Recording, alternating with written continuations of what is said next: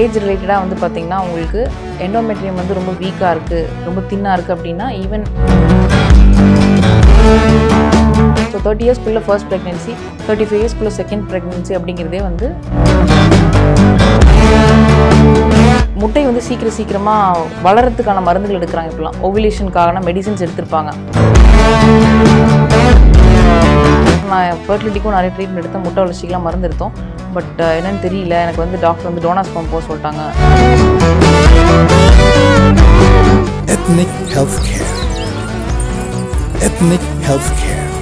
Egg freeze பண்ணோம் அப்படிங்கிறத தாண்டி ஜென்ரலி நீங்கள் எக்கே ஃப்ரீஸ் பண்ணி வச்சுருந்தாலும் ஏஜ் ரிலேட்டடாக வந்து பார்த்தீங்கன்னா உங்களுக்கு எண்டோமெட்ரியம் வந்து ரொம்ப வீக்காக இருக்குது, ரொம்ப தின்னாக இருக்குது அப்படின்னா ஈவன் எக் ஃப்ரீஸ் பண்ணி வச்சது வேஸ்ட்டாக போகிற அளவுக்கு ஆர்டிஃபிஷியல் மெத்தட்ஸ் வந்து சக்ஸஸ் ஆகாது. ஸோ இது எல்லாமே வந்து ப்ராப்பராக எக்கு குவாலிட்டியாக இருக்கும்போது எண்டோமெட்ரியமும் குவாலிட்டியாக இருக்கணும். ஸோ அப்போது இது எல்லாமே ப்ராப்பராக இருக்கிறது கரெக்டான ஏஜில். ஸோ 30 இயர்ஸ்க்குள்ளே ஃபர்ஸ்ட் ப்ரெக்னென்சி, 35 இயர்ஸ்க்குள்ளே செகண்ட் ப்ரெக்னென்சி அப்படிங்கிறதே வந்து சேஃபான ஒரு விஷயம்.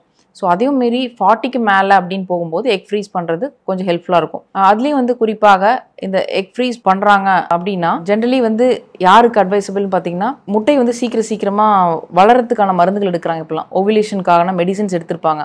ஜென்ரலாக வந்து ஒரு மாதத்துக்கு ஒரு 100 முட்டை வளருது அப்படின்னா ஃபார் எக்ஸாம்பிள் முட்டை வளர்ச்சிக்கான மருந்துகள் எடுக்கும்போது ஆயிரக்கணக்கான முட்டைகள் வந்து வேஸ்ட் ஆகிறதுக்கு வெளியே வரதுக்கு நிறைய வாய்ப்புகள் இருக்கப்போ எக்கு பொறுத்த வரைக்கும் இட்ஸ் ஆல்வேஸ் அ ஸ்டாக். இப்போ மென்ஸாக இருந்தாங்கன்னா த்ரூ அவுட் லைஃப் ஸ்பேன் அவங்களுக்கு வந்து ஸ்பெர்மட்டோஜெனிசிஸ் நடந்துகிட்டே இருக்கும், ஸ்பெர்ம் வந்து அவங்களுக்கு ப்ரொடியூஸ் ஆகிட்டே இருக்கும். பட் ஒரு பொண்ணை பொறுத்த வரைக்கும் இவ்வளோதான் நம்ம முட்டைன்னு சொல்லி குழந்தை பிறந்தோன்னே இருக்கும். தீரும்போது it's known as menopause. So தீர்றது அப்படிங்கிறத பார்க்கும்போது இப்போலாம் பெண்களுக்கு ஏர்லி மெனோபாஸ் வந்துடுது. வந்து 55 வயசில் வந்துட்டு இருந்த மெனோபாஸ் 50 ஆச்சு, 45 ஆச்சு, 40 ஆச்சு, இப்போலாம் 35 வயசுலேயே I am into early menopause அப்படின்ட்டு பேஷண்ட் வந்து சொல்கிறாங்க. எப்படிமா அப்படின்னு கேட்டால் தெரியல டாக்டர், நான் ஃபர்டிலிட்டிக்கும் நிறைய ட்ரீட்மெண்ட் எடுத்தேன், முட்டை வளர்ச்சிக்கெலாம் மருந்து எடுத்தோம்.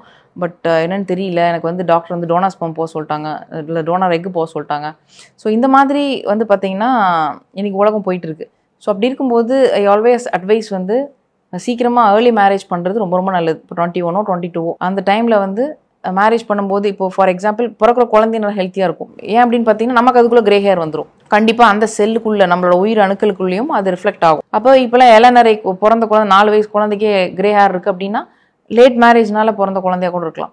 எப்பவுமே வந்து கரெக்டான ஏஜ் அப்படின்னு அந்த காலத்துலேருந்து சொன்னதே வந்து பார்த்திங்கன்னா 20 to 30, 35 இப்போலாம் மேக்ஸ்.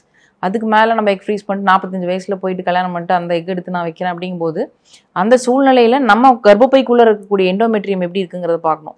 ஏன்னா அது வளர்ந்தால் தானே அதுக்குள்ளே போய் அந்த நிலம் நல்லா இருந்தால் தானே அந்த விதை நீங்கள் ஆல்ரெடி சேவ் பண்ணி வச்சுருந்தா கூட நிலம் அதை தாங்கி வளர்க்குற அளவுக்கு இருக்கணும் இல்லையா? சிவன் வழி வந்த மிகச்சிறந்த சித்த மருத்துவம்